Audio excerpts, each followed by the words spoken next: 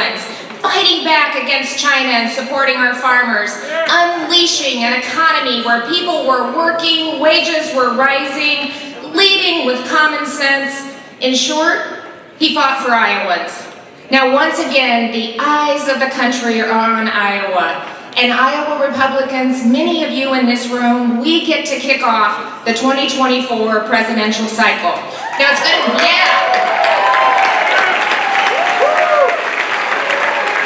be a little different this time because the Iowa Democrats conceded our state and Iowans to protect President Biden.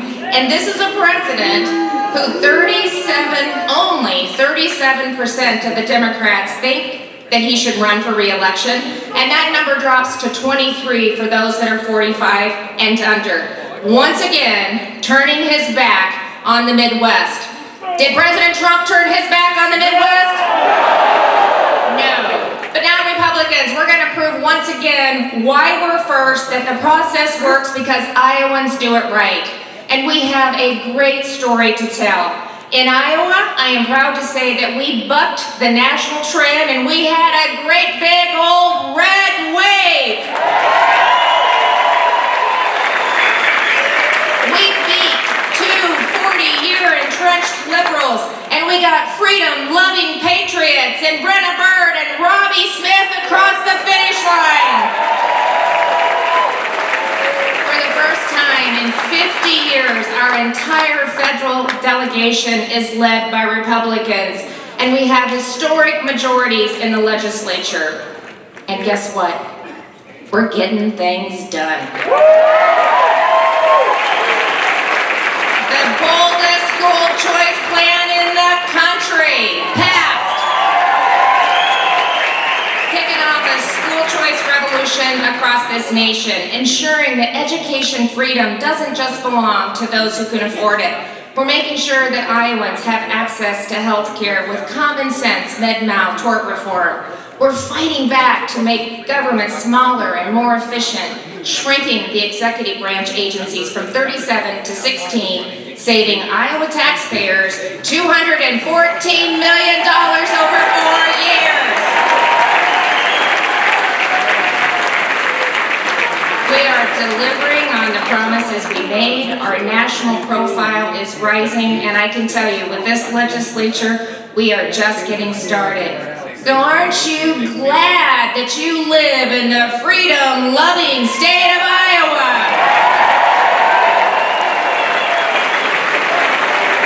Well, here's the deal. While things are good in Iowa, D.C. has lost its mind. Over the last 2 years, Joe Biden has failed to protect our border, he's failed to protect our skies, and he's failed to protect our pocketbooks. Joe Biden isn't just asleep at the wheel, that car is out of gas.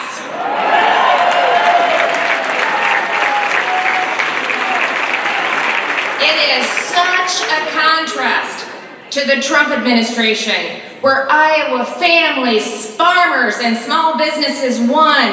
America was strong and energy independent. Common sense prevailed, and our border was under control.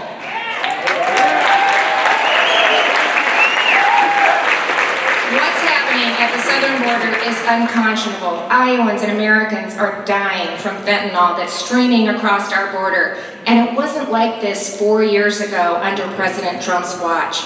He is unapologetically American first. That's why when President Biden was in Ukraine, President Trump was in Ohio.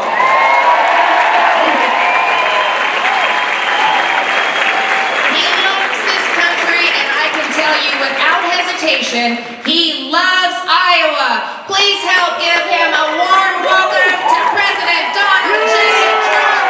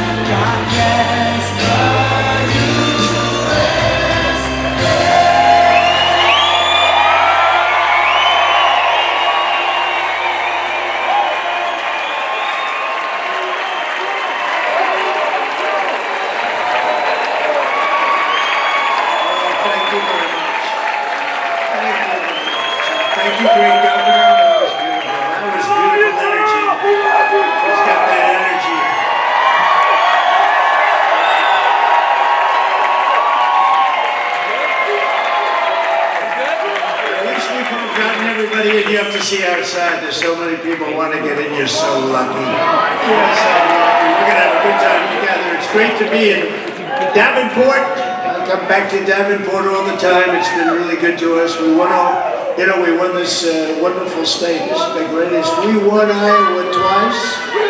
We won Iowa twice.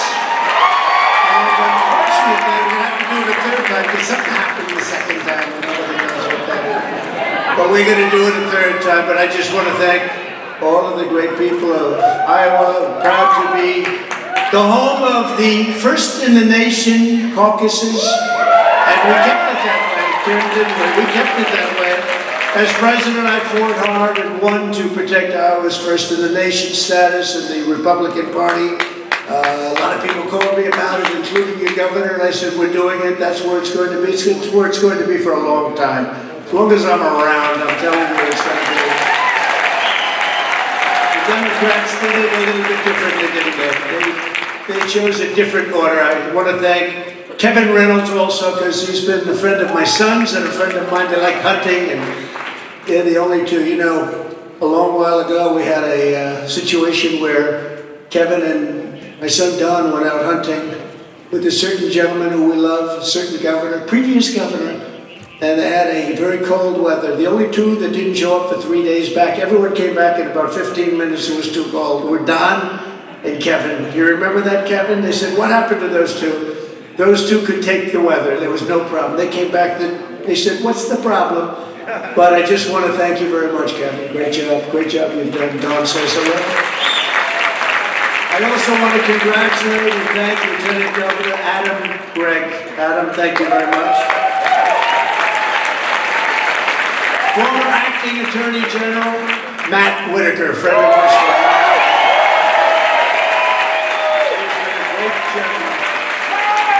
And your former congressman, who I endorsed very, very strongly. We had a good run with Rod Blum. Thank you.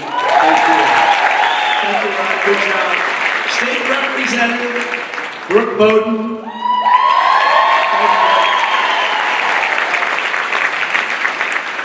Scott County Sheriff, the most beautiful family, Tim Lane. Thank you, Tim. Republican Party Chair Jeff Kaufman. Scott County GOP Chair Juanita McNulty. That's a nice name. One of the first elected officials to endorse me. I love this guy. He was so early. He endorsed me before I was even running. He said, you know, that guy would be good. Those are the guys we really like. State Senator Brad Zahn.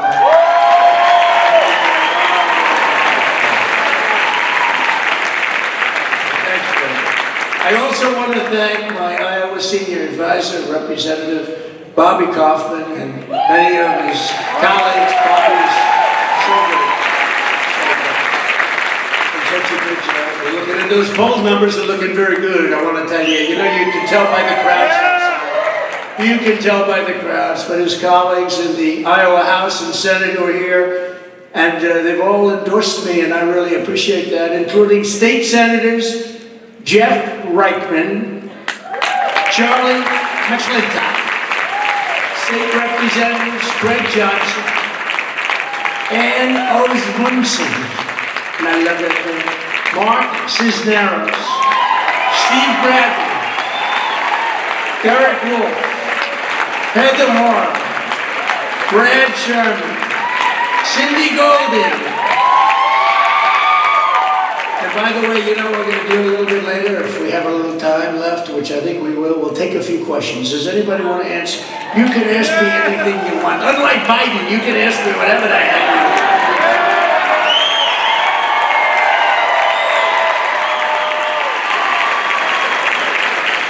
I've never seen anything like it. The other day they were asking questions and he was reading the answer off a teleprompter. I said, they've never done that for me. But we'll do some questions and answers if you want. We'll finish up and we'll have a little fun, okay? You can say anything you want. You can give me the worst, toughest, most horrible question. Who cares, right? Who the hell cares? Yeah! For 7 years, our MAGA movement, the greatest in political history, there's never been anything like this, has been taking on all of the evil and sinister forces trying to destroy America's future. You know that, you know it better than most. We stand up to the globalists, we stand up to the Marxists. Remember I said we will never have socialism. That train left socialism a long time ago. Never even stopped at that station. We stand up to the crooked Democrat prosecutors all over the country. If I fly over a state that happens to be Democrat, let's call them into a grand jury.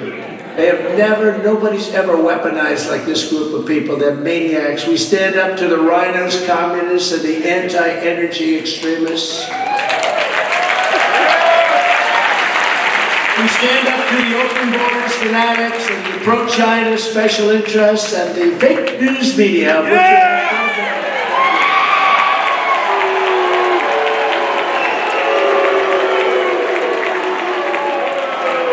We put workers first, we put farmers first, and above all, we put America first.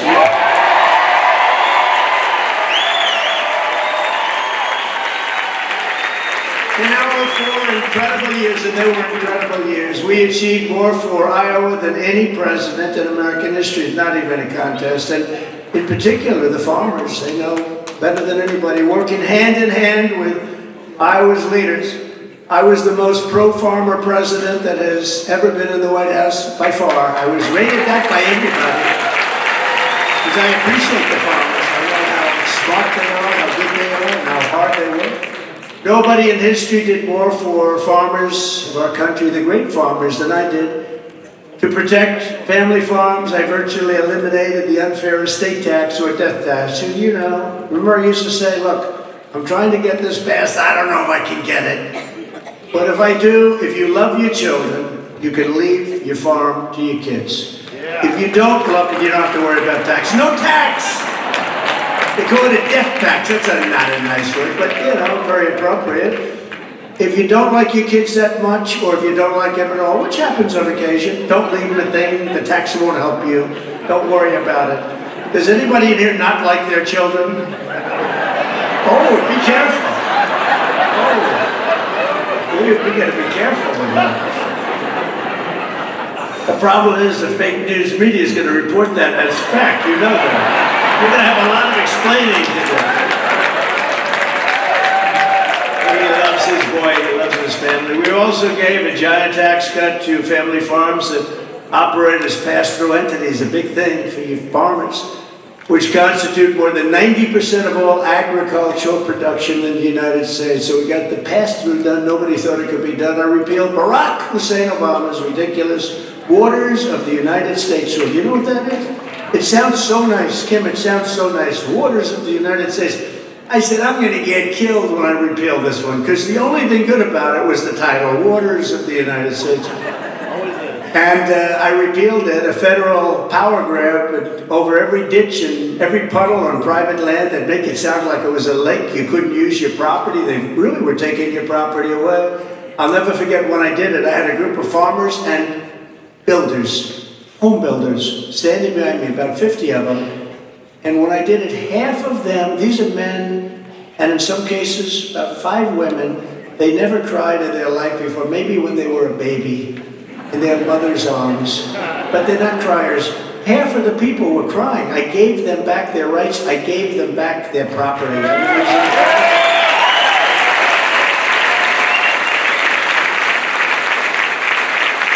our Department of Agriculture cut 7 old regulations for every 1 new regulation, saving farmers and taxpayers $262 million a year at least. I ended the NAFTA disaster. That was a disaster. Worst trade deal ever made, and I replaced it with something you like very much, with the USMCA, Mexico and Canada, best trade deal ever made. You know how you know it's good? Mexico and Canada want to renegotiate the deal. I see they're up there. We want to renegotiate. It's not working so well. We want everybody to be happy, but it's better that way than the other way. For for decades, we had to live with NAFTA. What a disaster it was. But the USMCA, we're very proud of that. Everyone said that's another thing couldn't be done. We did a lot. At my personal insistence to Prime Minister Trudeau the USMCA pried open Canada's dairy, poultry, and egg markets for American producers. They were shutting us out. You have no idea what they were doing. I stood up to China like no administration has ever done.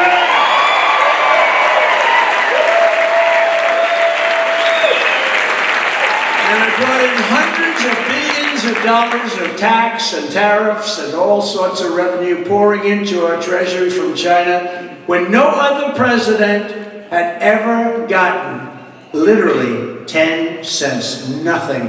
They came in and they took our country by storm. And we stopped it, and we made one of the greatest trade deals ever. We were mistreated by China, and our farmers were mistreated more than anybody else. And I took a list as to what amount that bad treatment was, and I went to he did a great job, Sonny Perdue, Secretary of Agriculture. I said, Sonny, let me ask you a question. I want you to figure out over the next couple of days or sooner, how much money did China rip off our farmers in this country? You have to tell me. He got back to me and he gave me it on a yearly count over a few years, but the total was $28 billion. And I told China, you have to pay it. And you know what? They paid it. They paid it. And you all, many of the people in this audience got a check. I took it out of the tariffs that I charged China. We had a lot of money left over, I can tell you that. We had hundreds of billions of dollars, hundreds of billions left over. We took a lot of money. We saved the steel industry. We saved a lot of industries. We handed checks to the farmers for $28 billion. Did anybody get a check in this room for the farmers? Because you got to be. Yes, good. Not as many as I would have thought. You all got checks. Maybe you're not in that business, but we're all with the farmers, and they got $28 billion. Nobody saw that one coming. That was one that they said, this is incredible. But they also made a deal with China, and the deal with China was a phenomenal one. My people wanted $15 billion in agricultural purchase. I said, you have to buy.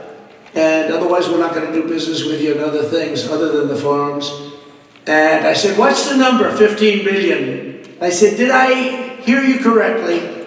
I thought they said 50 billion, right? They said 15 billion. I said, I think I heard 50 billion, asked for 50 billion, and they agreed. And that's why you're still doing well today, Kim. You're doing so well today, even though they aren't totally living up to it, it's still more money than anybody thought possible. And the reason they're not totally living it up is they have no respect for the Biden administration, but still, more money. That's why the farmers are continuing to do well.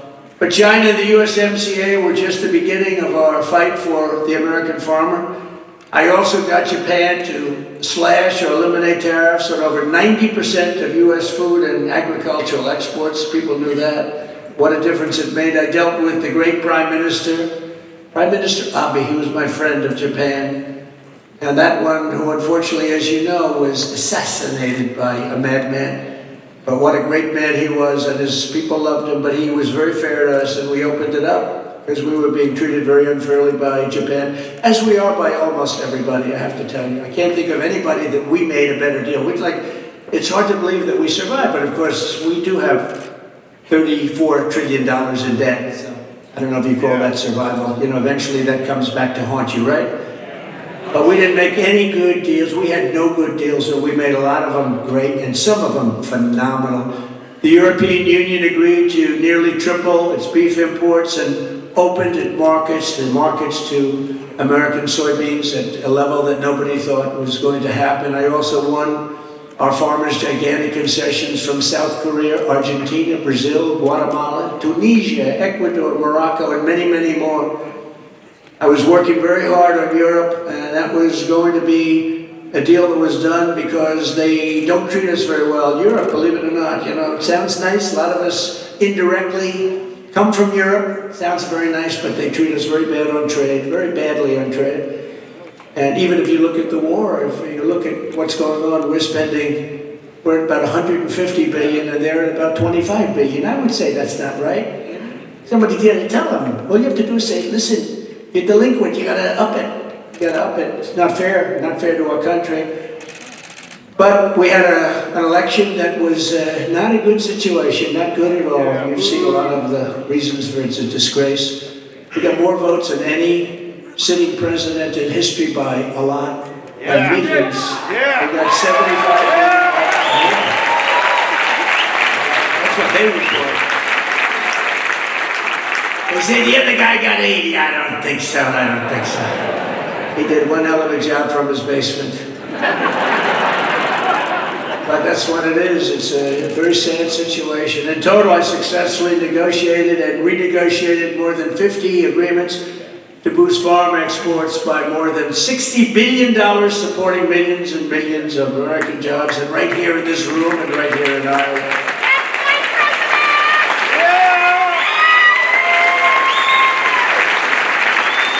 And that's what happens when you have a president who stands up for America and who puts America first. It can be done. It can be done.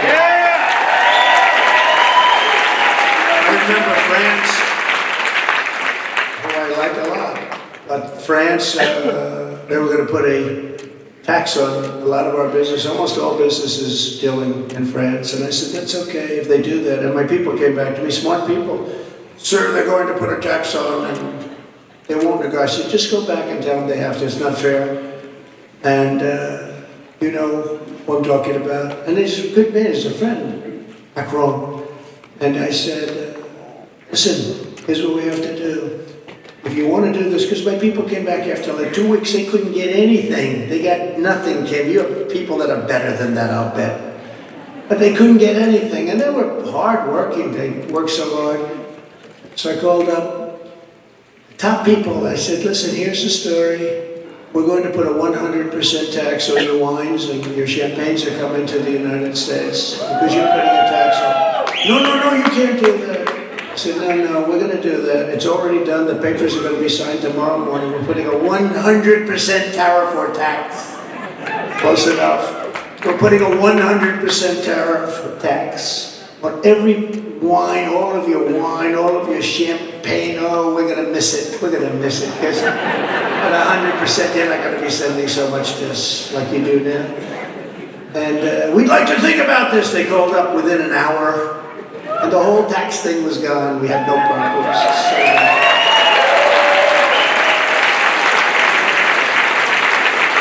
And as our Secretary of Agriculture, Sonny Perdue, said, at the end of the day, farmers are better off thanks to President Trump's policies, initiatives, trade policies, and his incredibly strong support. According to the Economic Research Service, farm income is forecasted to be at its highest level.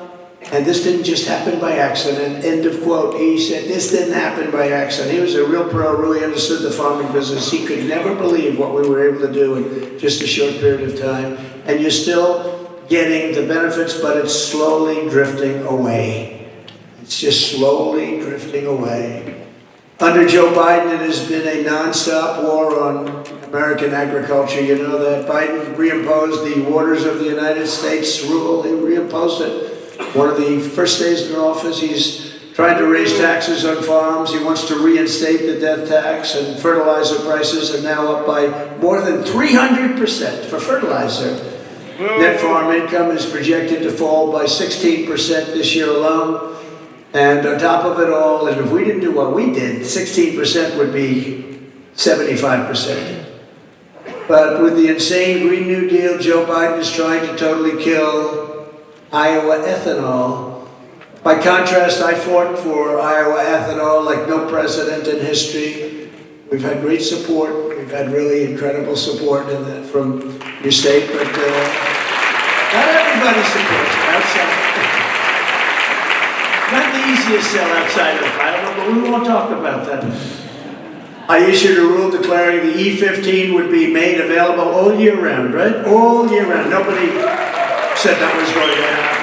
I also dramatically increased the number of fueling stations where E15 could be sold across the country, all over the country. And very importantly, I let them use the original pumps and equipment instead of having to buy brand new equipment just because I did it, because it was equal to, in some cases, better than the new stuff. So I said, do it. People came to me, they said, we just can't afford to redo this. And remember we had that conversation and we worked it out. So I'm very honored to have done it. Every promise I made to Iowa as a candidate, I fulfilled as your president. Nobody's ever done that. that promise to defend ethanol, and sometimes we really had to go to the wall on that one, but I did, and I took care of it. I promised to move the embassy to Jerusalem and to get it built.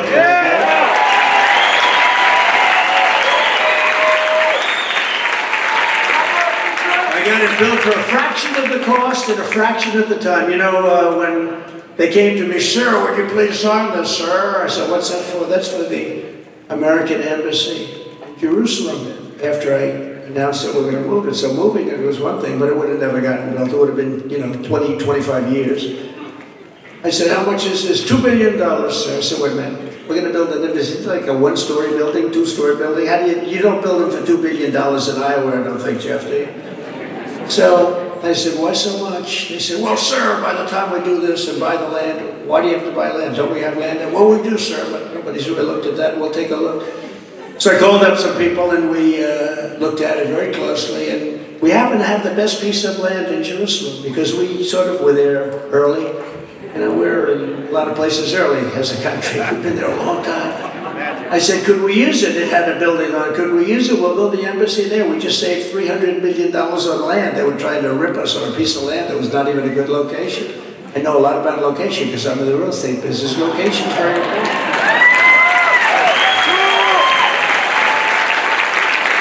They said, "Yes, sir, but it's got a problem." "What?" "It's got a building on top of it, sir." I said, "Oh, that's good. Maybe that's good. Maybe we can use the building." "Oh, I never thought of that, sir." So I had a study done, and the building was very strong. It was set back. All of the things that you had, they wanted set back for security. It was a very big site, beautiful, beautiful views. Really the best site. And we already have it. And the building was not even occupied. So I rebuilt the building. I did this as a personal thing. And we were going to spend $2 billion on the whole project. We ended up spending $500,000.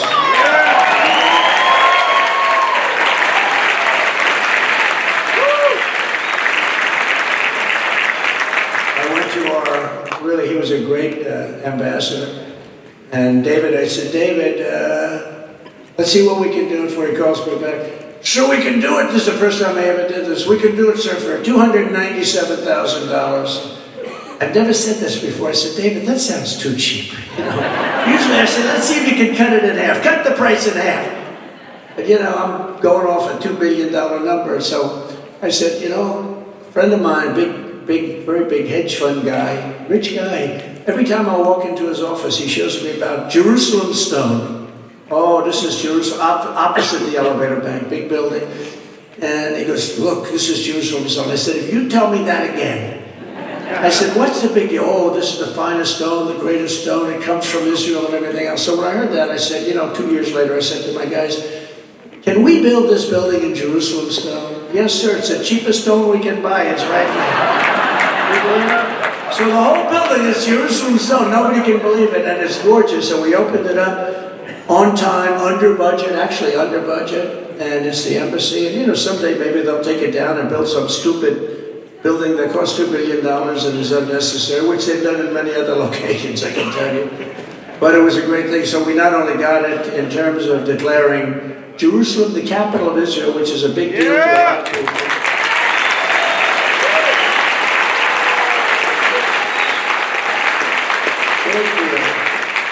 But we got the building built. It was built very quickly, and I heard all sorts of things are going to happen if you do it. It's going to be terrible. It'll be bloodshed all over the Middle East. Nothing. So it was just a way of stopping something that people didn't want.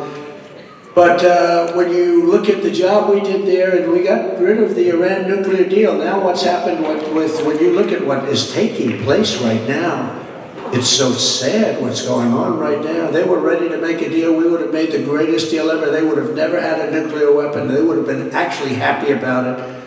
But this group came in and allowed them to get rich and allowed them to dictate the terms, and it was really a terrible thing. I promised to appoint true conservative justices to the United States Supreme Court, and I did that for you.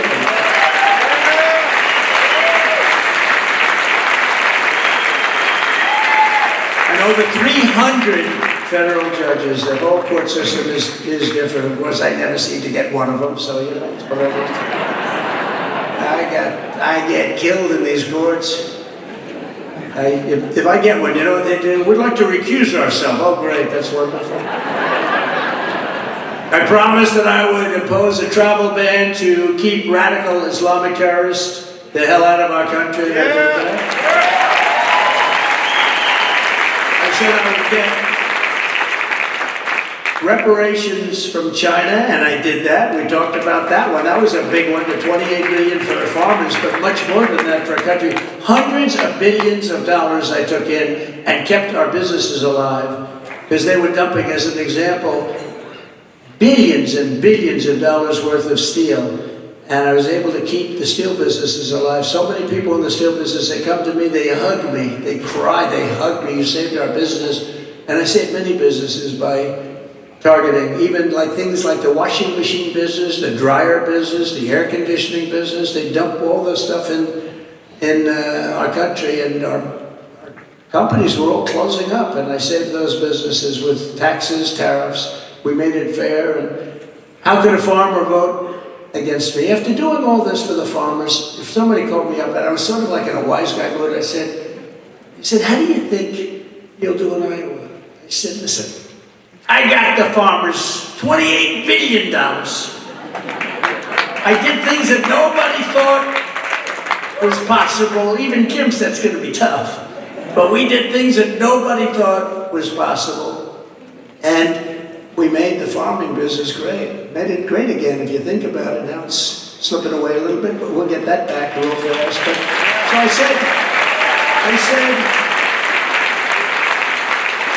I saved ethanol, which is a big thing for Iowa and farmers, but a big thing for Iowa in particular. And I said, so how the hell would I lose Iowa? How is that possible? And then I got a poll the other day that was, we're way up. I can tell you, Jeff, we're way up. And I think we're going to do fantastically here. It's been a great experience. Great people. But I made those promises to the people of Iowa and America, and I kept every single one of my promises, and now we're laying out a bold, forward-looking vision for what we will do. And when we take the oath of office and we get back that beautiful, beautiful White House, and we become together the 47th president of the United States.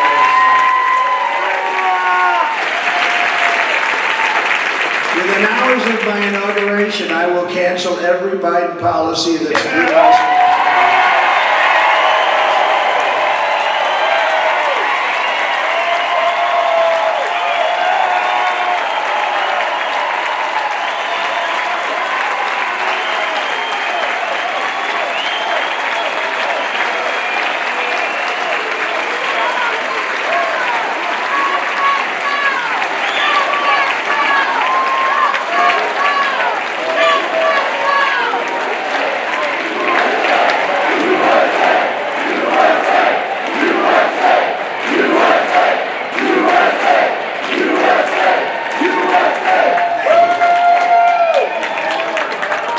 I'll appoint a special team to attack the high price of fertilizer. We'll have that taken care of very quickly, just like I did with oil. In fact, I got the oil down so low I had to save the oil companies. How about that one?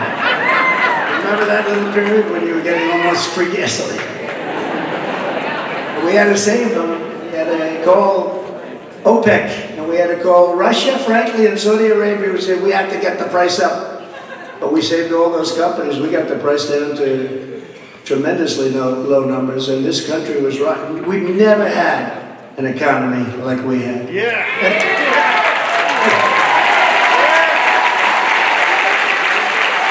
And when you think about it, they did just the opposite. What caused inflation? The oil price. The oil, energy. Energy became so ridiculously expensive, it drove everything down. Now everything is inflated. Now it's more than just energy, but we'll get it down. We're going to get it down. We'll get it down fast, and I'll tell other countries where we spend billions and billions of dollars on military protection. I've said this during my 4 years. I meet with these countries. I say, they would come in to thank me for the protection we give. I say, where do you buy most of our? Sir, we buy mostly from China. Oh, that's nice. Well, you're going to buy it from us from now on, or we're not protecting you anymore. Everyone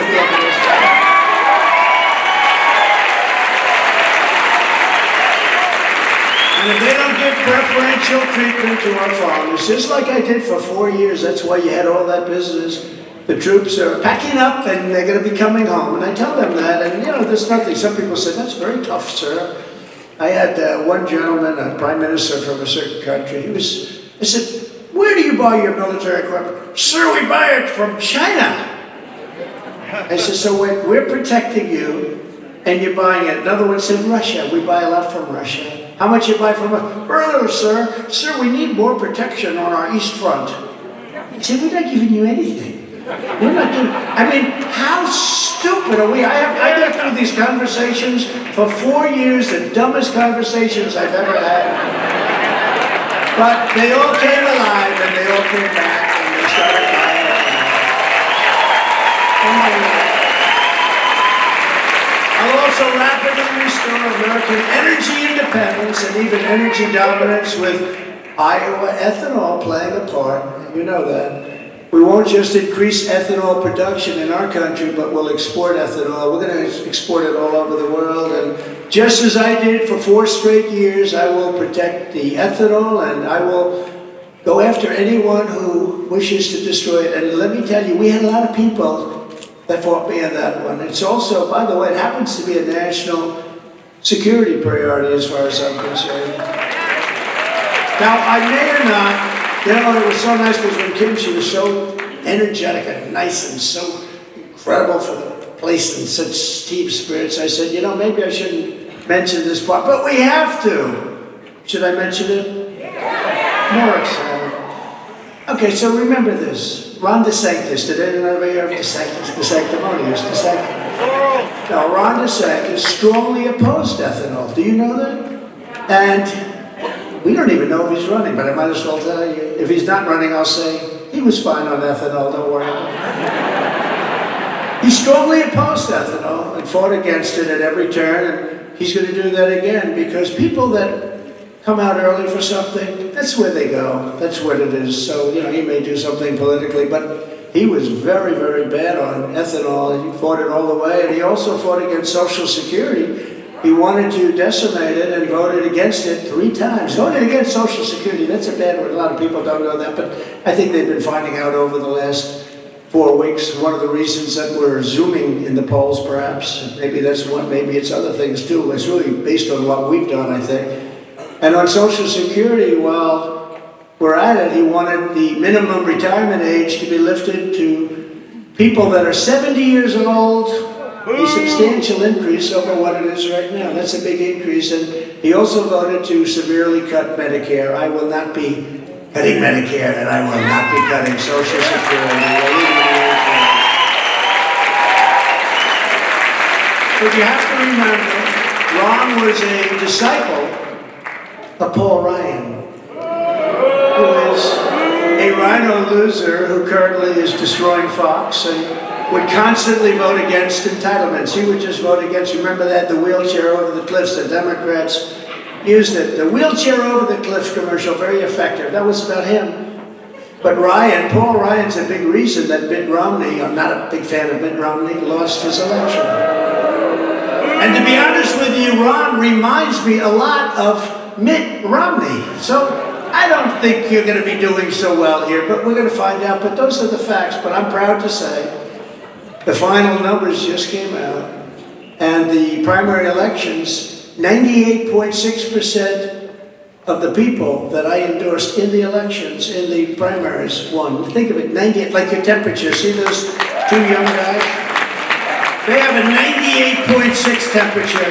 Everyone else in the room, it could be different, who the hell, but they're young, they got 98.6. So it's easy to remember, 98.6% of the people I endorsed won in the primaries. And what you never hear from the fake news media, I endorsed 253 people, and of the 253 people I endorsed in the midterm elections, 233 won. So I was 233 wins at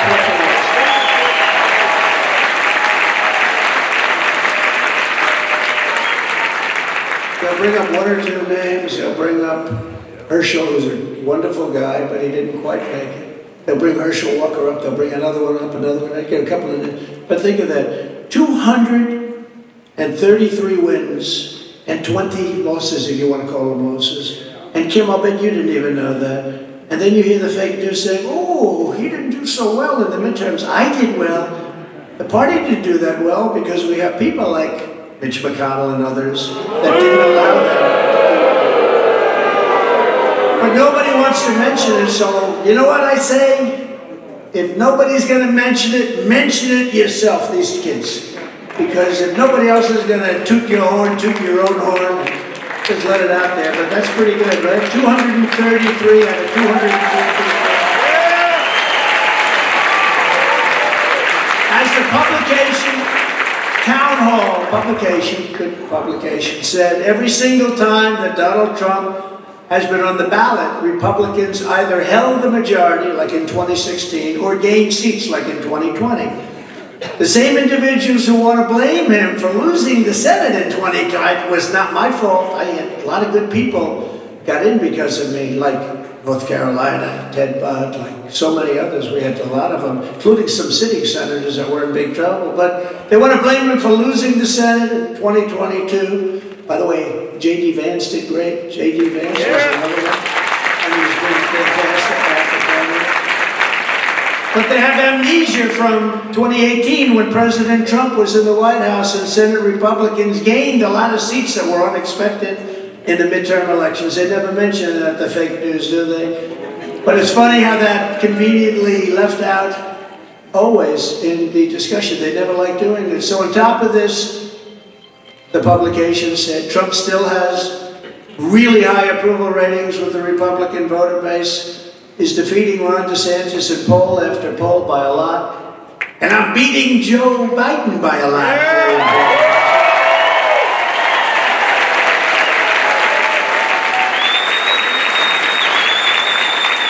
But you don't hear that from the media, sometimes referred to as the fake news media, so I'm telling it to you, that's the facts. As president, I will immediately end the invasion of our southern border.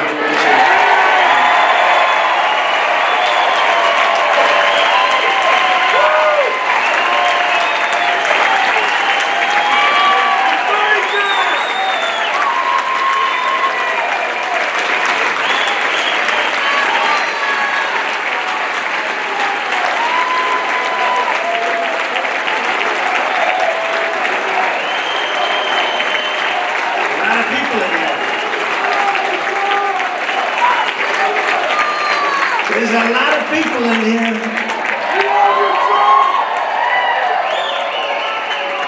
I asked people, by the way, we have these rallies, and this isn't a rally, this is different than a rally. We'll be back for a rally soon. It's a little too cold outside. I said, why aren't we doing one at an airport where you can have 50,000 people? They said, sir, it's too cold. That was a good call, because it's very cold outside. But there are tremendous thousands of people outside that want to get in. This great spirit. 2 years ago, we had the most secure border in U.S. history, and we will quickly do that again. We had the most secure, we had the best numbers that we've ever had in recorded history. I built hundreds of miles of wall, and we completed the original task as promised, and then I began to add even more in areas where it was needed. We did hundreds of miles, and then thank you. I don't know what she said, or whatever she said. But you know what? We did hundreds of miles of wall, and between that and getting Mexico to give us 28,000 soldiers free of charge to keep people out, and we had stay in Mexico policy. You think it was easy to get Mexico to say, oh, we'd love to have a stay in Mexico policy? We used to have stay in the United States for the rest of your life, because once they were here, nobody ever got them out. They never went back. They never came back. They'd be given a court hearing, and they would just not even, they would throw the piece of paper away. It didn't mean anything. But I got a stay in Mexico policy from Mexico, if you can believe it. The reason was, I said, look, you have to do this, because if you don't do it, we're going to put tariffs on everything that you have said. They said, we would love to do it, sir. It would be great. They said to me, we will never do that. Are you? They thought I was crazy.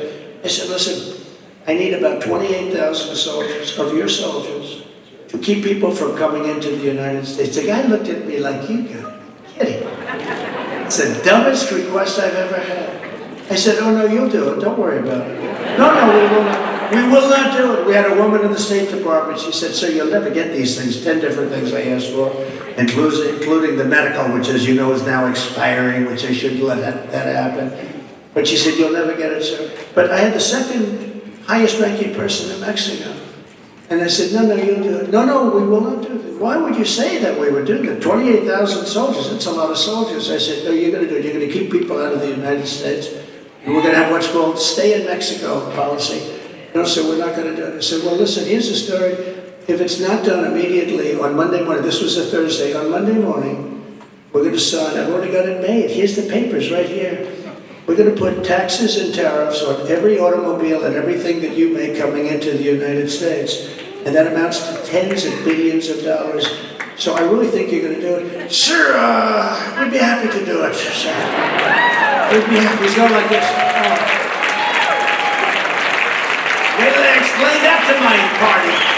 Wait till I explain this to them. But they did, and they were great. And I really like the president of Mexico. He's a socialist, but can't have everything, right? He's a great guy, actually. He's a friend of mine. He said that election was rigged. That election was rigged. He said, I had one of them 20 years ago, President. I had one of them. It's not a good feeling, I will tell you. But he's a great guy. He's a fantastic guy. And, it's not an easy country. It's a very, very tough country, Mexico. Very, very tough. Very dangerous in many ways. But they have a wonderful man leading it. But they did that, and we had to stay in Mexico, and nobody would come into the United States, and we had that border. So until we got approval, if they were good, if they qualified, and many of them did, not that many, but many, and they'd come into the United States and live happily ever after. But we kept everybody out. There wasn't MS-13. We took MS-13 out by the tens of thousands.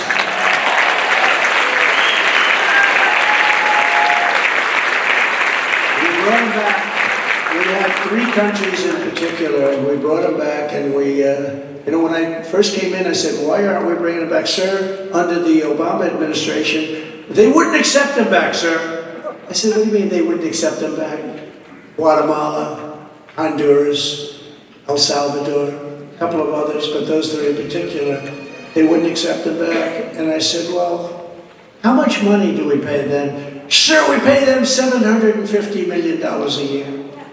I said, okay, explain to them that as of this moment, they're not getting any money anymore.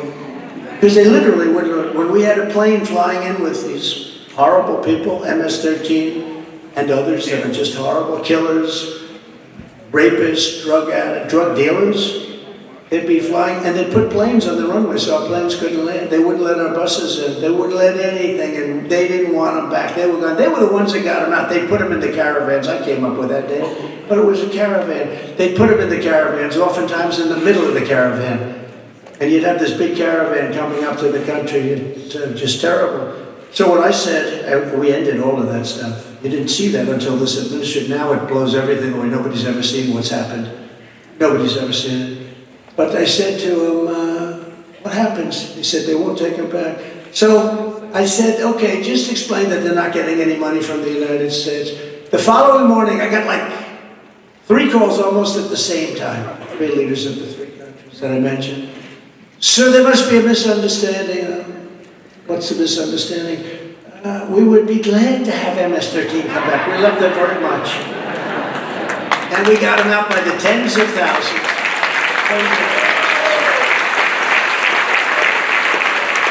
Our countries are emptying out their, you take a look at what's going on with these countries. The other countries, they're emptying out their prisons, their insane asylums, their mental institutions, and sending all of these people in these massive problems at unbelievable cost. They're sending them to us. There was a picture and a little story about a mental institution in a certain country. And the doctor said, I've been working so hard for 20 years, I couldn't keep up with everything. We're so busy. People wouldn't even have beds. They were so busy. He said, now I have nobody here. You know where they are? Mental institution. You know where they are? They're in the United States of America. It's our problem. And you know what? If you ran one of those countries, Kim, you would have done the same thing. I would have. They're cleaning out their prisons. They're emptying their prisons. Their prisons are empty. They're mental institutions. They're insane asylums, a word you're not supposed to use anymore. Words you're not supposed to use. Like Biden. I have 3 words for you. We don't want to be caught in that big. So 2 words. Insane asylum. These are words you're not supposed to be using anymore. It's not politically incorrect. But mental institutions are being emptied out by the thousands and thousands and thousands. And think of the money they're saving and all of the problems they're saving. And they're dumping them into the United States of America. We're like a dumping ground.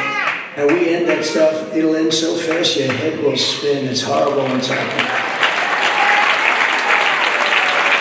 Who could even think that this is acceptable? And you know, when you look at their policies, right? No borders, no voter ID, high interest rates, weak military, let's stop spending, woke all over the place. But you look at all of these things that they do, you can't win elections with that. You can only win if you cheat at elections, okay? Because there's nobody going to say that open borders is a thing that's popular. Especially when you hear stories like that with the mental institutions and the prisoners all coming all being brought right into the United States, dumped into the United States. And we have to be very careful. We have to be a lot different on the elections. I always say, I don't want any help with the election. The only thing I want is when they're counting the votes, you got to be there. You know, we used to have one day, we used to have paper ballots. We didn't have mail-in. Mail-in anytime. They're coming by the thousands. 200 million ballots. Where are they coming from? We don't know. It's like they're getting dumped in their heads. It's a disgrace. But we used to have paper ballots. We used to have things where voter ID. You come in and they say, we would like to see your voter ID. And they'd show a nice picture. You know, the Democrats for their convention had a voter ID. It was like this. It was like a prisoner wears, actually. That had more information on that person. And that was for the Democrat National Convention, where they had the Democrat last time. They had the biggest voter ID I've ever seen. They had pictures from every angle. Angles that you don't even want to see, they had pictures. And, but we're not allowed to have one for voting. You have to have one when you buy groceries and other things, but you can't have one for voting. That's because they want to cheat. That's the only reason.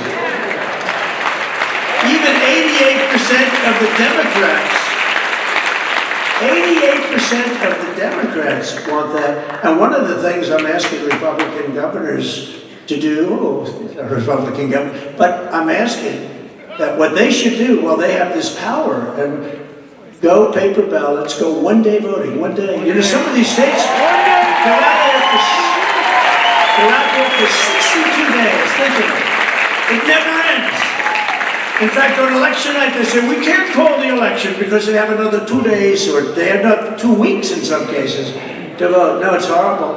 No, voter ID, same-day voting. You know, in the old days, we had same-day voting. And they could call a holiday if they want. They could do whatever they want. France had 36 million people vote. They used to have machines. They used to have all different things, and they were getting just really bad results, people were ripping off the system. Because anytime, Jimmy Carter said it with his commission, anytime you have mail-in ballots, the system is inherently dishonest. Because they go out, they come in. So, we need to have it. I think Republican governors, I think it would be very popular. Same-day voting, paper ballots, voter ID, and it's over.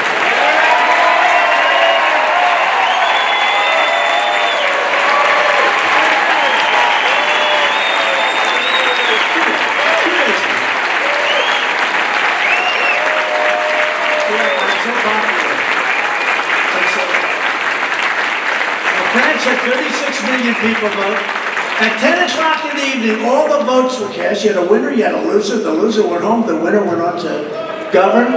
And we should have the same thing. It's a horrible thing where the machines don't work well. We have a hard time. We should have the machines. You see the one state? We should have the machines to vote within 2 weeks.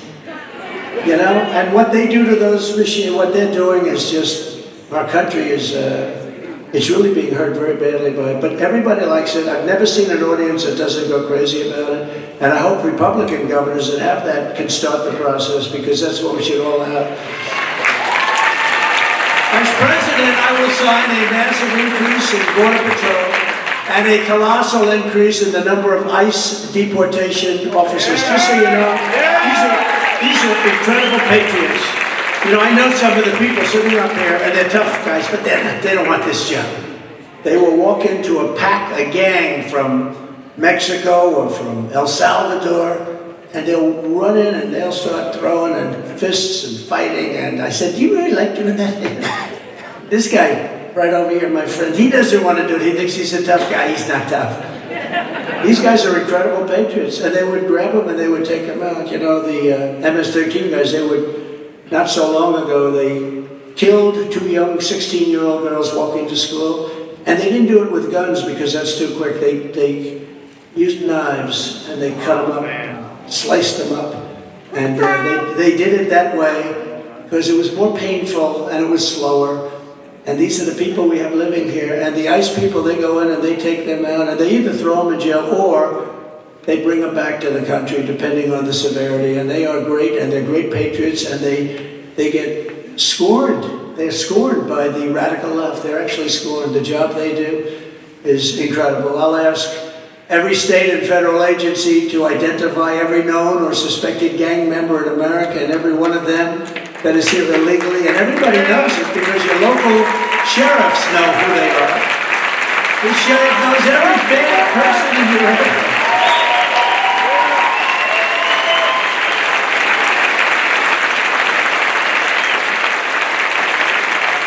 But it's politically incorrect for him to say that, but this guy doesn't mind. He doesn't mind being politically incorrect. But he knows, you know, the good ones, the bad ones, you know where they are. You can't just bring people in for that, but the local law enforcement knows.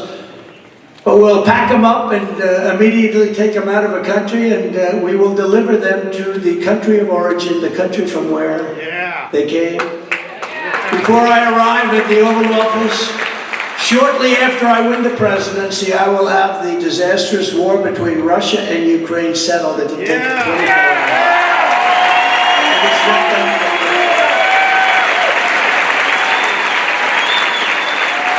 What a shame that is.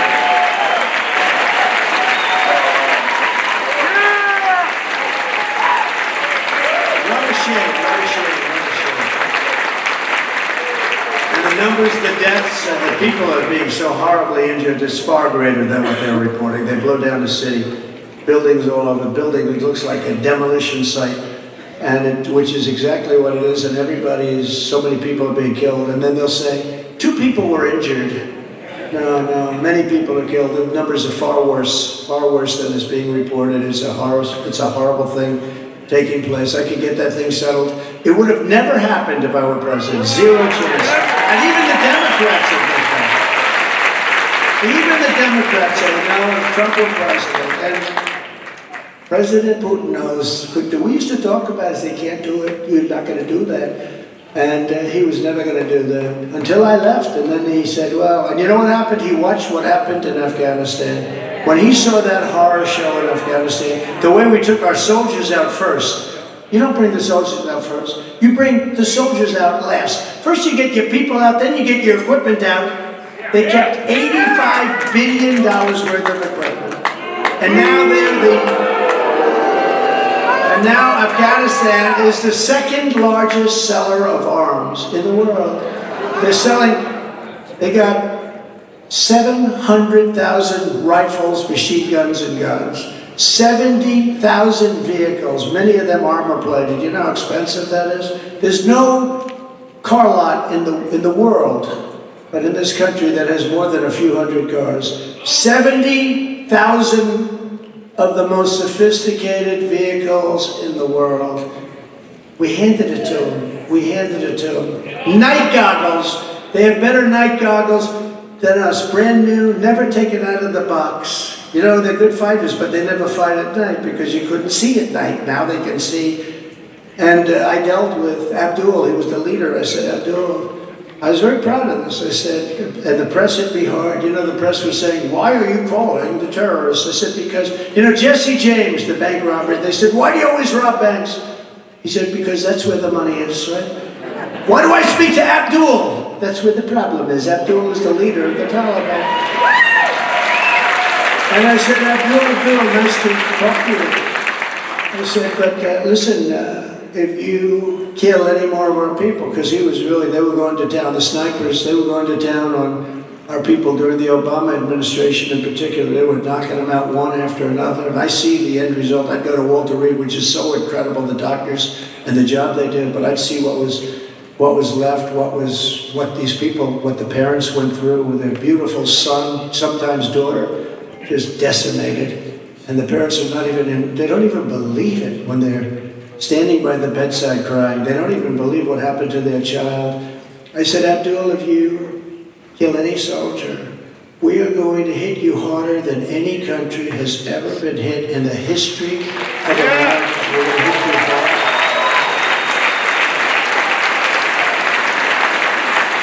And we went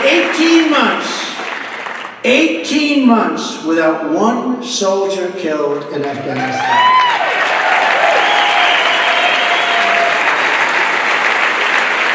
And then we had the election, and the other side came in, and we lost a lot, that day, that horrible day where we took the soldiers out first. Remember that? That was a horrible day. I think it was the most embarrassing day in the history of our country. And when Putin looked at that, he said, this is my chance. These people are incompetent. This is my chance.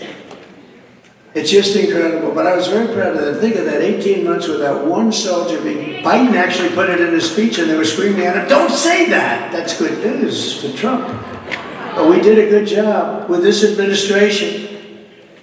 You could end up in World War III because they don't speak right. They don't send the messages out right. They act tough when they should act nice. They act nice when they should act tough. Honestly, they don't know what the hell they're doing. We're going to end up in a world war over this stuff. We could end up in a major war. You could end up in a major war with China or others. There are others out there a lot sooner than people think. And, you know, we have a word called nuclear. Nobody was allowed to use that word. For years and years, you couldn't use the word nuclear because it's devastation.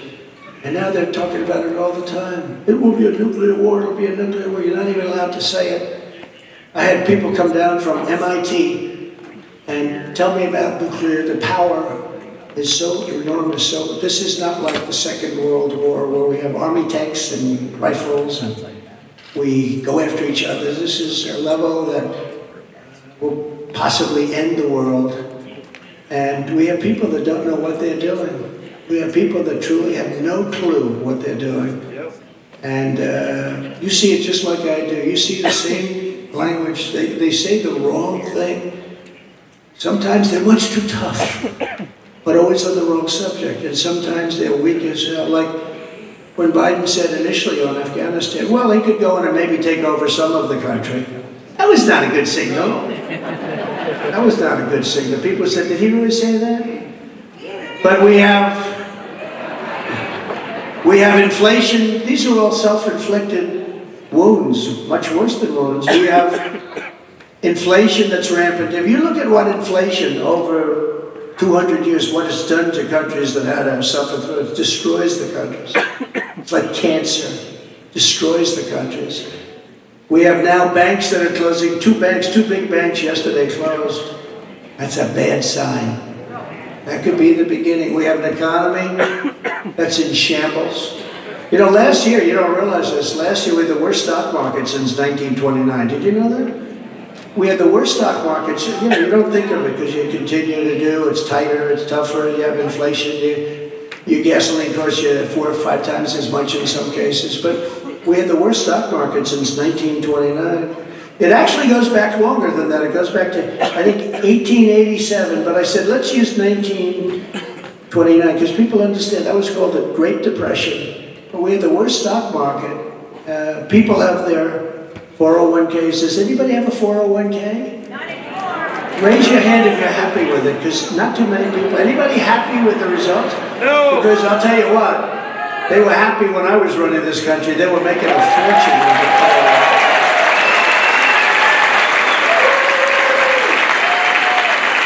I had a police officer in New York, they're great people.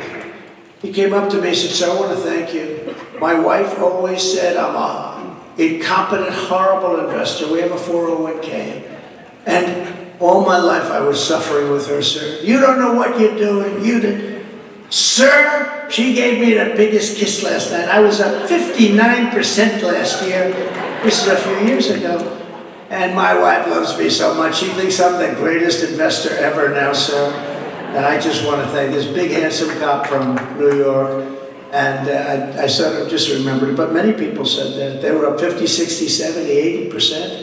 And now you're going down at numbers that nobody would have thought. Yeah, it was the worst stock market since 1929. Think of that, what that is, the Great Depression. We have a country that's a mess, but more importantly, it's a world that's in serious trouble because we have such an impact on the world. We lead the world, or we should, but we're not leading it anymore. When you see that, and you see Saudi Arabia made a deal with Iran, and they made it through China, not through the United States. Who would have thought of that one? Who would have thought Saudi Arabia? And I said this 2 years ago. I said, you know, if they keep going like this, Saudi Arabia is going to get together with Iran through China.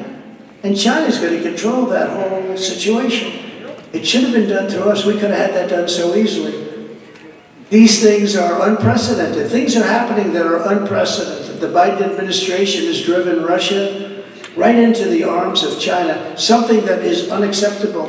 When you're a child studying history, the one thing you learn is you never want Russia and China to get together and form an alliance. Biden has done that. They have a big, beautiful alliance right now.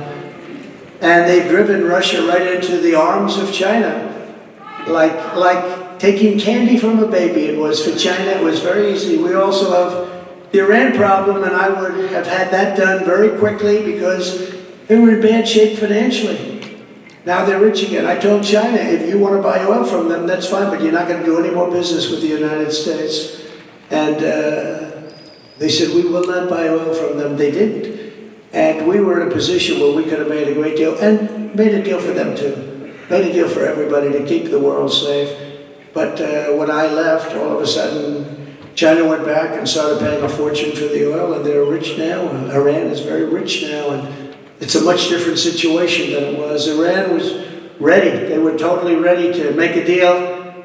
Then we had a bad election, really bad, and we're in a position now that we have problems that I don't think we've ever had a more dangerous time for this country and for the world. I don't think there's ever been, again, it has to do with weaponry, but I don't believe there has ever been a time like we're in right now. What they've done to our country in 2 years is unthinkable. It's unthinkable. Standing before you today, I am the only candidate who can make this promise. I will prevent World War III, because I will...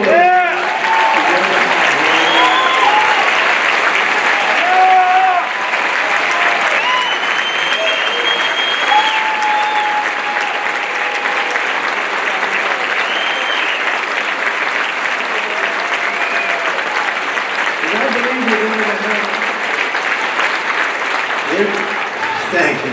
You know, I saw outside somebody was wearing a cap. Trump was right about everything. I hate to say it, it's true. Germany with the pipeline, I said, what are you doing? The German delegation during the United Nations speech, my speech, they were laughing. They thought it was so funny. A year later, Trump was right about that one. Germany is now, you know what Germany is doing? Building coal plants all over the place as fast as they can. That didn't work out too well. But I was the one that exposed Nord Stream 2. It's called Nord Stream 2, a pipeline from Russia to Germany, but other parts of Europe for the supply. And I said, what are you people doing?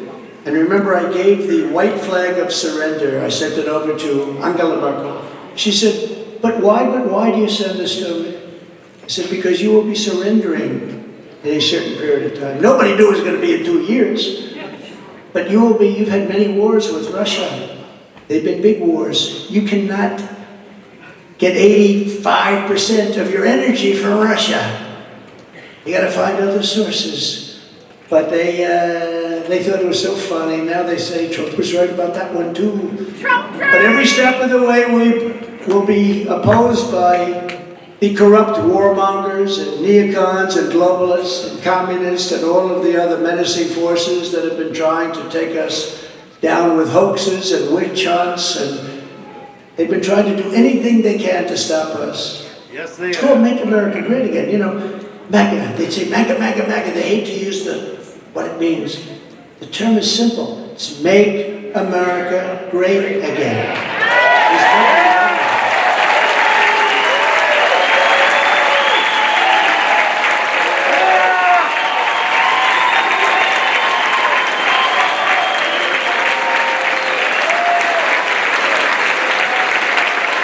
They're breaking every law to persecute us, while Joe Biden's brazen corruption and criminality is totally ignored. I mean, we take a look at what's on the laptop from hell. I mean, at some point does he, after every day, does he ever say, like, this thing with Hunter, my son, it's just not working out real well. This is, at some point, because that laptop was a disaster. Hunter went to him, actually, and he said, Dad, we have a problem. What? I left my laptop at the repair shop. Oh, that's not a big problem. Well, why is that a problem, son? Well, it was a few months ago, and the repair shop now owns it. Oh, that's not good. Well, what's on it? Every single crime that you've ever committed. At some point, he's going to say, I'm not sure if this is so good. This is not working out too good. But, in the meantime, they go after us. What's happening is very simple. Our enemies are desperate to stop us because they know that we are the only ones who can stop them. And I will totally obliterate the deep state. I will fire the unelected bureaucrats who have weaponized our justice system. Look at what they've done to our justice system. What they have done to our justice system.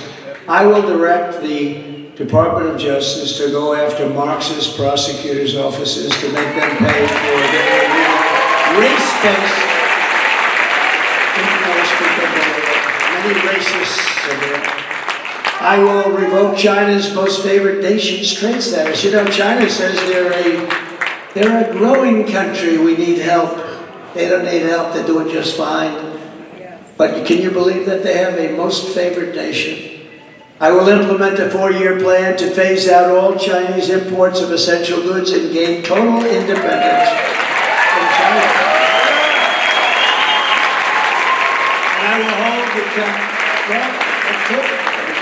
And I will hold the Chinese Communist Party accountable for unleashing the China virus upon the world.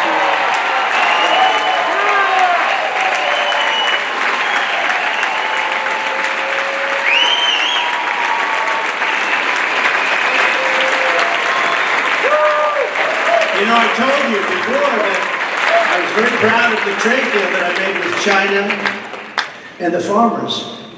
But then we got hit with COVID.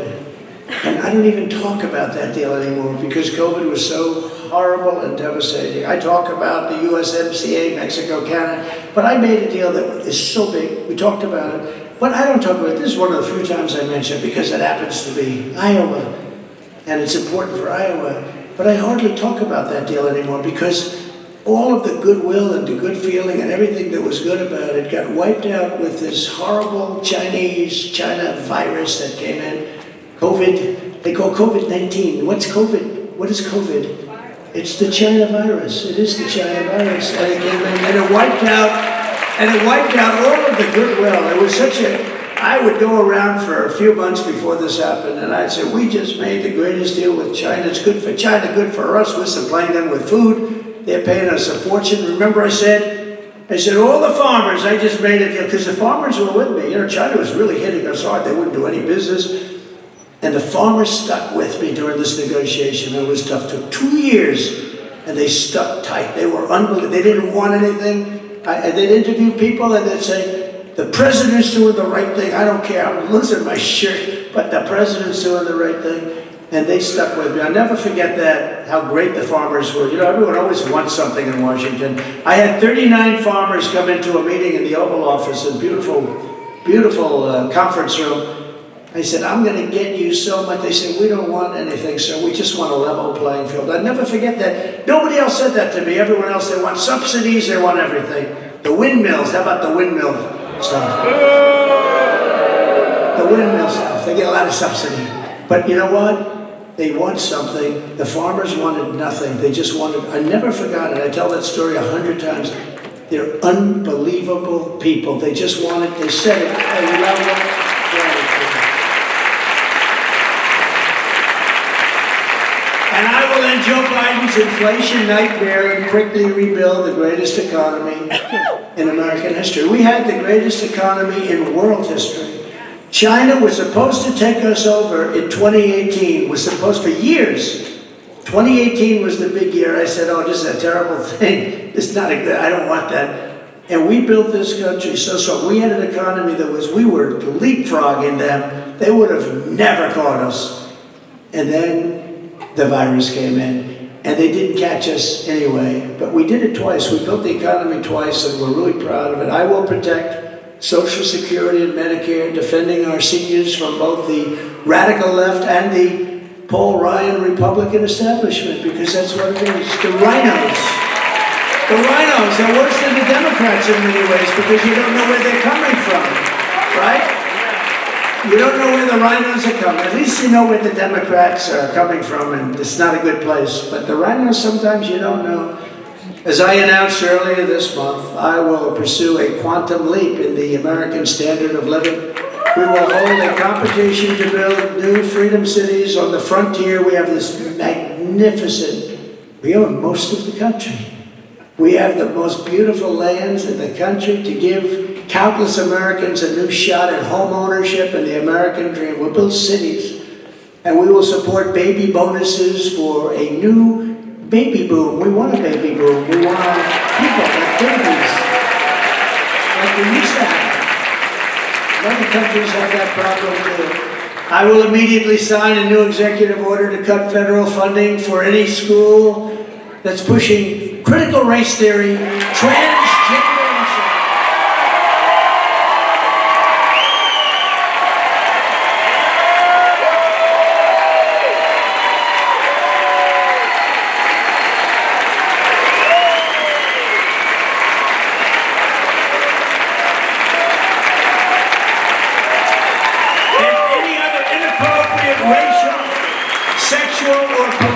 Content on our children, their children.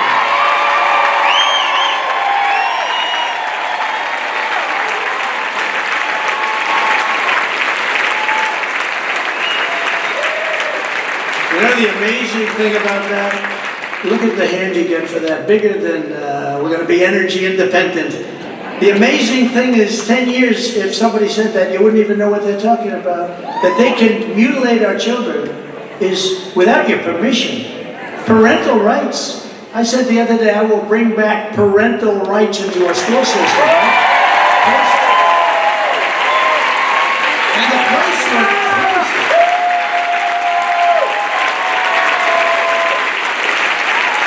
You know, the place went crazy. And I said, can you imagine what I'm doing? I'm saying, parents, you have rights. That's what I'm saying, basically. So, parents, you have rights. The place goes crazy because our country has gone crazy with this nonsense. I really believe it's people that hate our country. It has to be. It's people that hate our country. And just as you're doing right here in Iowa, we will keep men out of women's sports. That's another reason.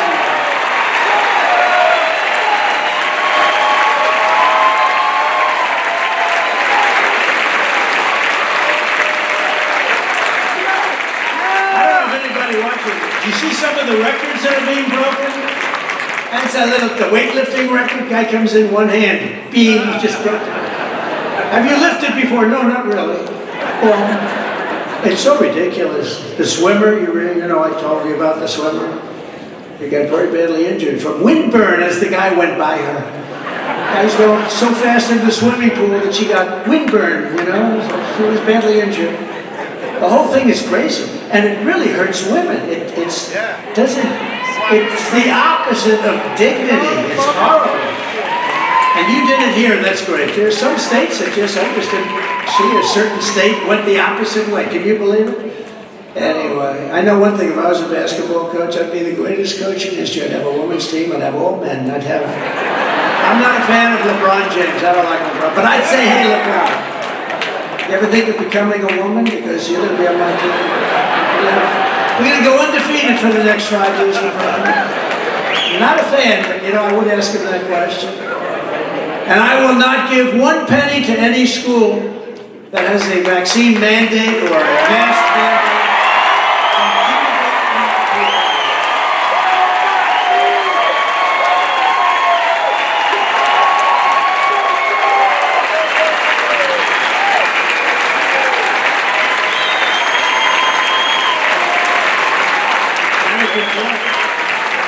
We have some great Republican governors. You have one right here, but they didn't close up. They closed up their state for a short period of time, and many of them didn't close at all. They didn't close at all. And they had a lot of pressure, but not from me. I allowed them to keep them open, but we have some Republican people. You look at South Carolina, how well they did. You can look at South Dakota. You can look at various states that did. From Tennessee did fantastically well. You did fantastically well. They weren't mandated to do anything. They were, use your own good common sense. That's called the federalist system. And they did a fantastic job. Many of our young people are still dealing with the fallout of the prolonged school closures and the cancellations in sports and activities, and they become antisocial. Lots of bad things happen. Will be the administration that commits to get these kids back on track and quickly. Kids are going to go back to school and participating fully. And now they're really in the process of finally getting it done. But this must be our priority, has to be. And I will tell you that I want to congratulate Iowa on recently becoming the second state of the nation to deliver universal school choice. That's school choice is well said. That's great. That's great. Very important to you, isn't it? I know every time I'm with Kim, she really finds the education. Some people are for it, and some people are less for it. Some people want to talk about trade, and some people want to talk about other things, but always been very, very strong on education. I see what you've done here. It's incredible. As president, I'll fight to expand that right to every single state in America, and we were doing that too. And I'll support the direct election of school principals by the parents. They should be elected by the parents. If any principal is not getting the job done, of which you have many, especially in the inner cities, the parents should be able to vote to fire them and to select somebody who will get the job. In addition, I am going to pursue, and we studied it very closely, and I was getting ready to do it, pull the trigger, the long-term goal, but now it's a short-term goal of breaking up the Federal Department of Education and redistricting its functions to the states. We'll break it up soon. That'll be done quickly. I was ready to get it done. Then we had a bad election. But this is what must be done to save our country from destruction, all of these things. And remember this one, having to do with education. Out of the top 40 countries, we're always at like the bottom of the list in terms of success per student. And yet, I believe it's about 3 times and even sometimes 4 times more than the second, third, and fourth country. So we spend 3 to 4 times more on educating a pupil, and yet we're at the bottom of the list. They're at the top of the list, and they spend much less money. So the system doesn't work. So breaking up the Department of Education is a very simple thing to do. And 2024 is the final battle. That's it. If you put me back in the White House, the reign of the corrupt Washington establishment will be over. I got them on the wall. When I went there, I didn't know a lot on people. I had to rely on, in some cases, rhinos and others to give me some recommendations, but I know them all now. I know the good ones. I know the bad ones. I know the weak ones. I know the strong ones. We know them all. And America will be a free nation once again, and with your support in these caucuses, we will, and we're always keeping you there, we're going to complete our mission. We are going to see that job through. We did such a job. There was a report today, we were as good as any president. There's never been an administration that's done more than we have done. We rebuilt our military, largest tax cuts in history, largest regulation cuts in history. Even on a medical, right to try, people are dying and they couldn't use drugs that were perfectly good, but it takes 2, 3, 4 years to get them approved by the FDA. Sometimes it takes 13, 14 years. We cut that in half down to 5, cut it in more than half. And when people are terminally ill or very ill, I passed something, got it passed. They were trying to do it for 54 years. I got it passed in Congress, right to try, where you no longer have to go to Asia or Europe or wherever you may go to try and find a miracle cure. You can stay home and use, because we have the greatest doctors in the world, the greatest labs in the world.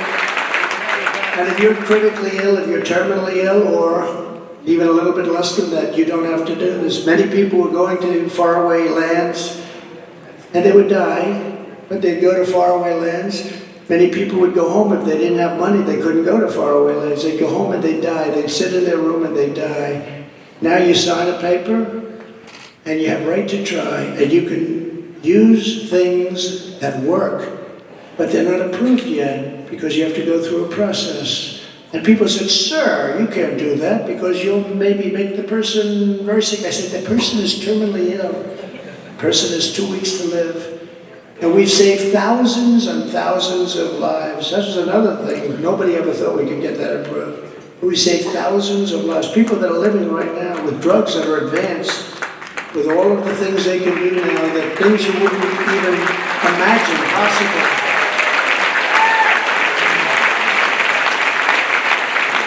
But we did so much.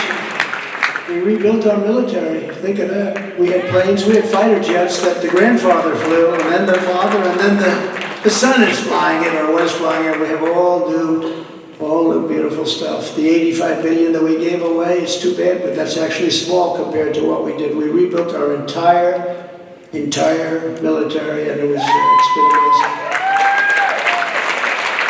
We're giving a lot of it away, though. I tell you, we're giving a lot of it away. And we're going to finish what we started. The people of Iowa have always been there for me. You've always been there for me. Somehow we had a great relationship right from the beginning, and I think I can honestly say that I have always been there with you, and I always will be there with you. Together we will end the era of weaponized government forever. We will end woke. We will crush the rich. We will save our economy. We will defend our farmers. We will evict Joe Biden from the White House. And we will make America great again.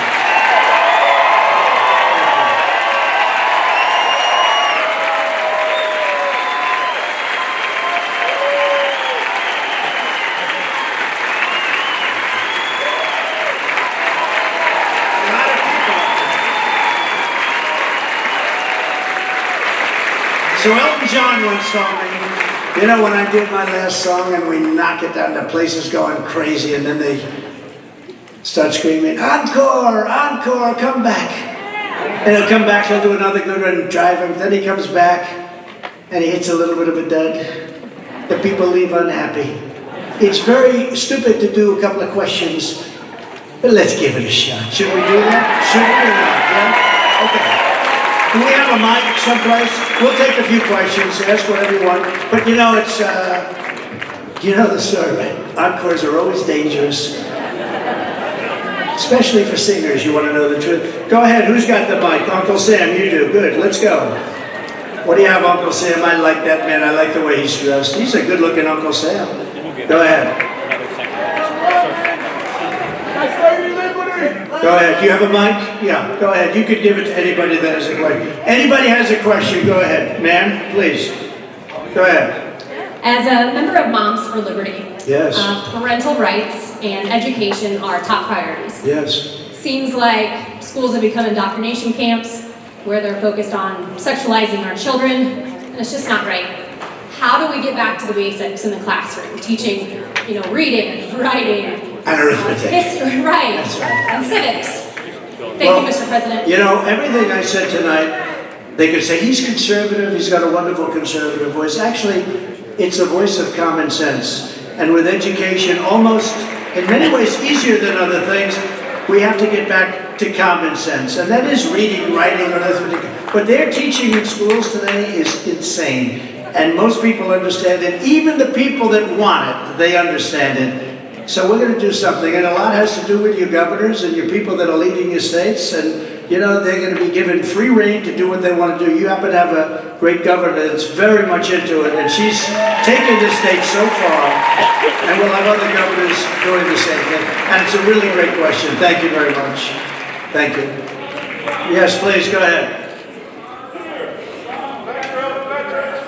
Go ahead.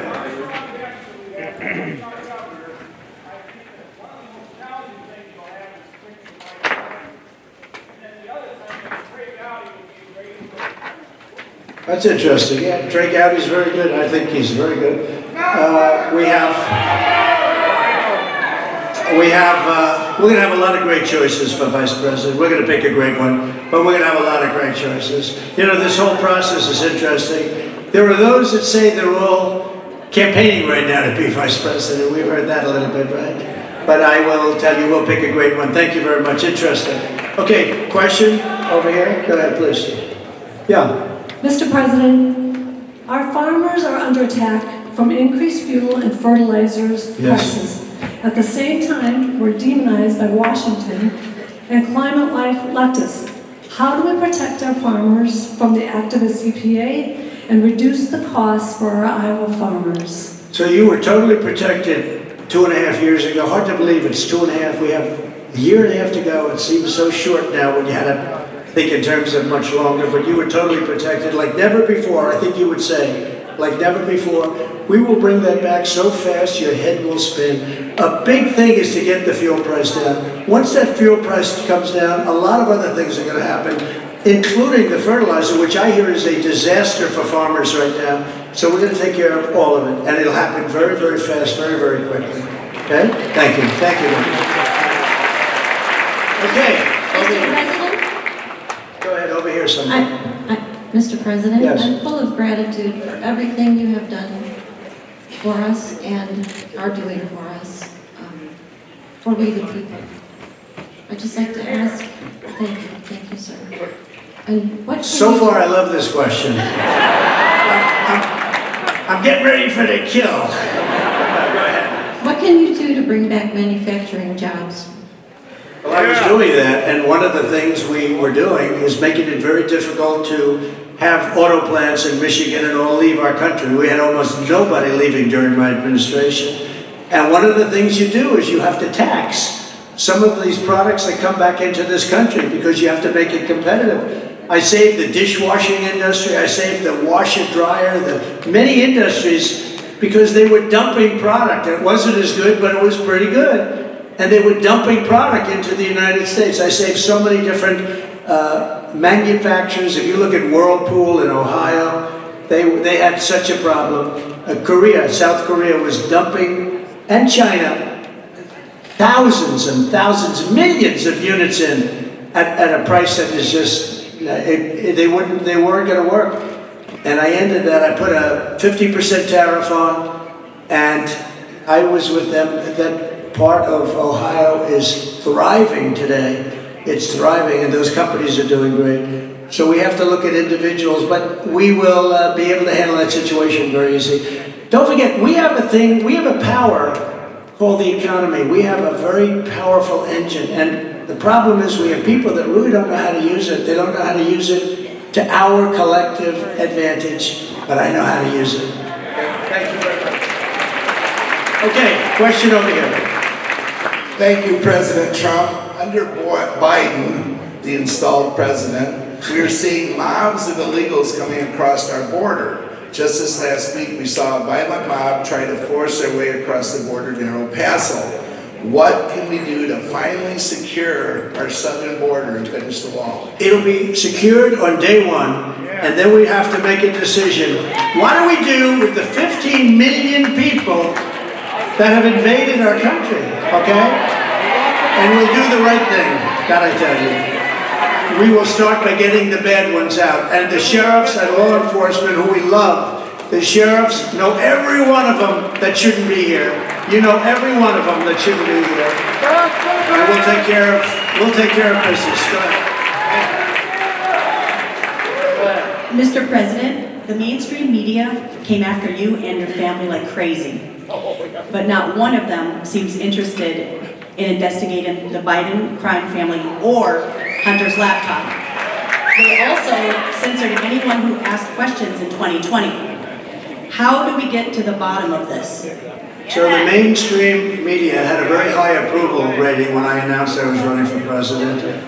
And just today I read where it reached an all-time low because people are wise to what's been happening. What they have done, they really are a political arm of the Democrat Party. It's a terrible thing. You saw last couple of weeks where the FBI and Twitter, it's called Twitter Files, where they work together. And they work together with Facebook. You couldn't say anything good about Trump. And you couldn't say anything bad about Biden. They had the laptop. They knew all about the laptop. They knew all these crimes are on the laptop. And they weren't allowed to do anything. They weren't allowed to talk. And frankly, they have that liberal inclination anyway. But even if they wanted to, they couldn't do it. I think we're making a lot of progress. I think that that Congress is doing a very good job now. We have some people. Nancy Pelosi is packing.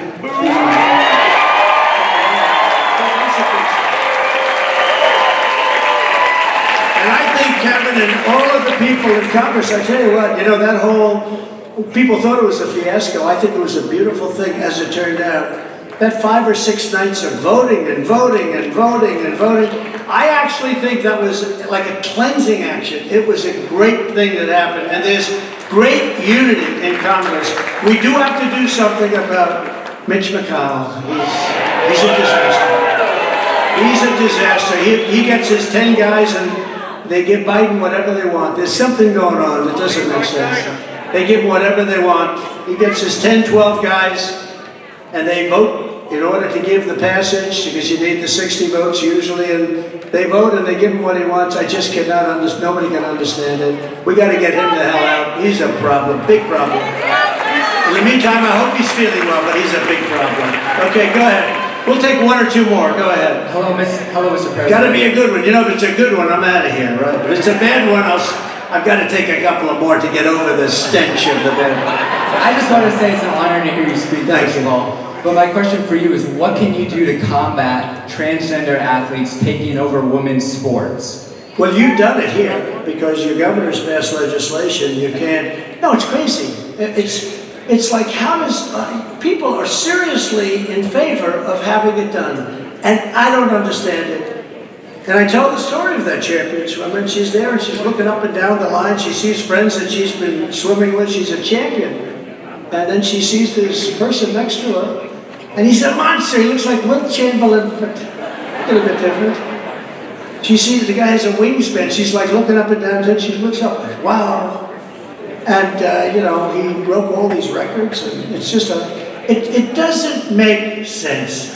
It doesn't make sense. You would almost say, and I said it once before tonight, but you would almost say it's people that want to hurt our country, because it doesn't make sense. And that one's a very easy one to figure. Anyway, you've got it done in Iowa. A lot of other states are doing it. Some states are going the opposite direction, which is shocking. It's shocking. But we're going to do it throughout the country. It's going to happen. It's happening. It's just common sense. It's a great question, too. Okay. Yes, please. See you. Mr. President, our grocery bills are going up every week. As someone on a fixed income, that really hurts, and it feels like Joe Biden doesn't even care about us in so-called flyover country. How are we going to fix these prices under control? You said groceries, right? Yes. The groceries are horrible. I mean, you look at eggs and you look at bacon and you look at just what we used to consider staples and you see the kind of numbers. A lot of it's going to have to do with energy. Once the energy comes down, a lot of other things are going to follow. Energy is so big, it's so powerful, it's so impactful, that once the energy comes down, you're going to see a lot of good things happen. And we have more energy than any other country in the world, more than Saudi Arabia, more than Russia. I call it liquid gold, and it's right under our feet. I mean, when you look at the craziness, we're allowed to go to Venezuela to take their energy, and it's horrible. It's tar, it's bad. It pollutes. You know where they refine it? In Houston. So they talk about the environment, but they bring it from Venezuela to Houston because that's the only place that has the refineries for this kind of very bad potential oil. And they refine it in Houston. So if you're a big believer in that, all that stuff is going up in our country, and it's just incredible. We have the greatest energy in the world. You know, I approved something, I was very proud of it, Anwar, Alaska. And Anwar is the biggest, probably the biggest site anywhere in the world, and probably bigger than Saudi Arabia, just that one, in Alaska. And Reagan tried to do it, he couldn't get it done. Bush tried to do it, he couldn't get it done, of course. And other people couldn't get it done, nobody could get it done. I got it done. And the first day in office, they terminated Anwar.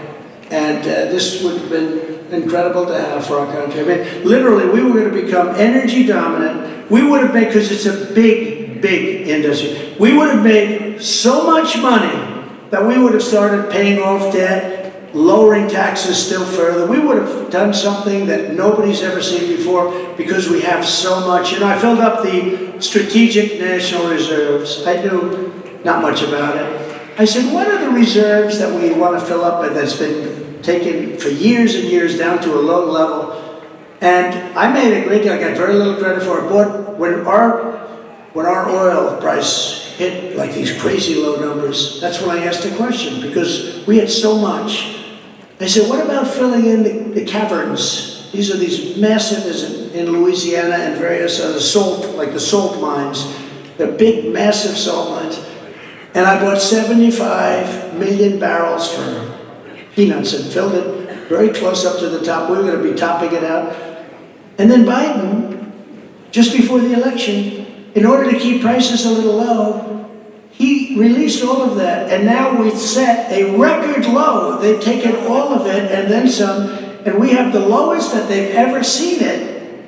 Right now, it's the lowest that they've ever seen, meaning the reserves themselves. We had it filled up almost to the top, would have been topped out at really low prices. And by the way, now they have to pay 3 to 4 times more than what I was paying. And the Democrats fought me all the way. They got us stopped actually for a while.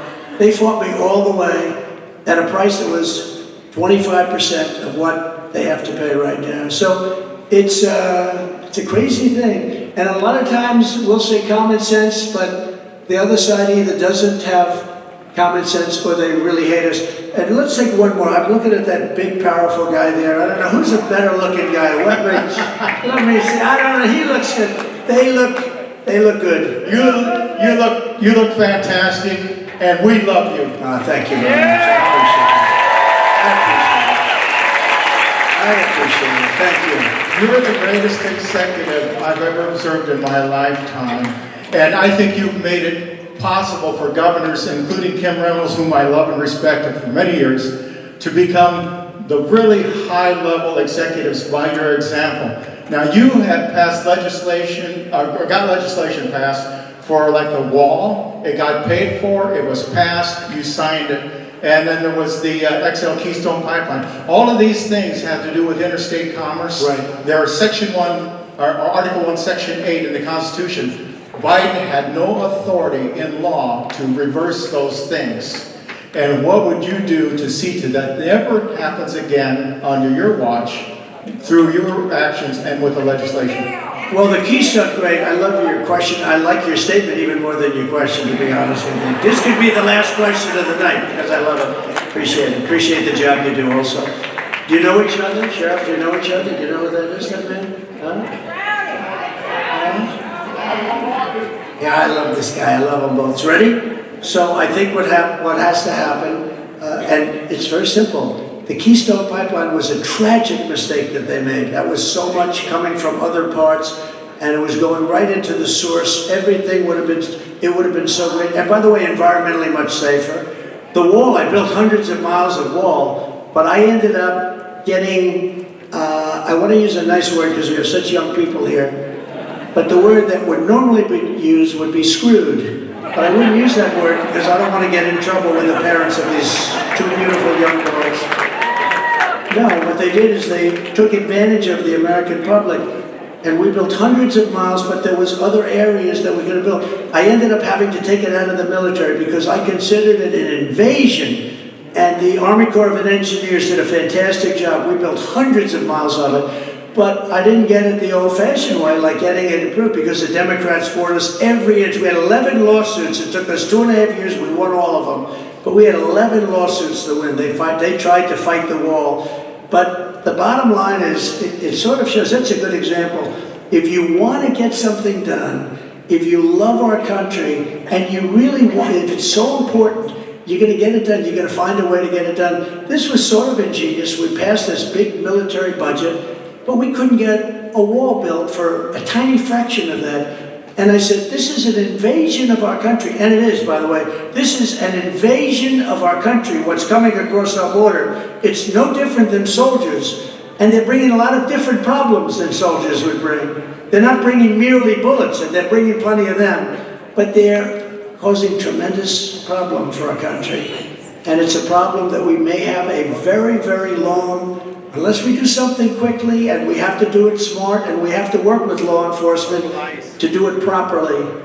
Not going to be easy, but they're hurting our country. They're killing the blood, the life stream of our country, and we're going to do something about it. But why they killed the Keystone, I have no idea. And the union, representing all of those thousands of workers, 48,000 workers, the union endorsed Biden.